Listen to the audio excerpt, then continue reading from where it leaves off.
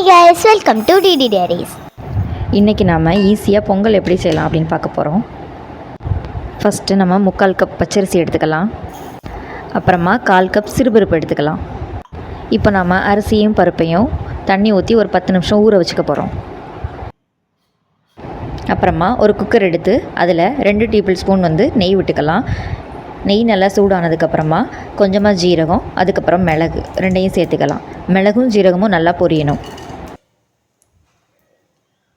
அப்புறமா கொஞ்சம் கருவேப்பிலை சேர்த்துக்கோங்க. இப்போ நாம் ஊற வச்ச அரிசியும் பருப்பையும் குக்கரில் சேர்த்துக்கலாம். 1 கிளாஸ் அரிசிக்கும் பருப்புக்கும் 3 கிளாஸ் தண்ணி விட்டால் சரியாக இருக்கும். நான் 4 கிளாஸ் தண்ணி விட்டுருக்கேன், ஏன்னா குழந்தைங்களுக்கு அப்படி தான் பிடிக்கும். அப்புறமா தேவையான அளவு உப்பு, அப்புறம் மஞ்சத்தூள் போட்டுக்கோங்க.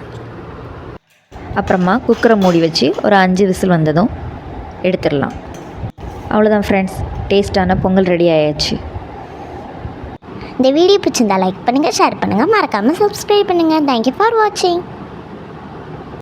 பாய் கைஸ், அடுத்த வீடியோவில் சந்திக்கலாம்.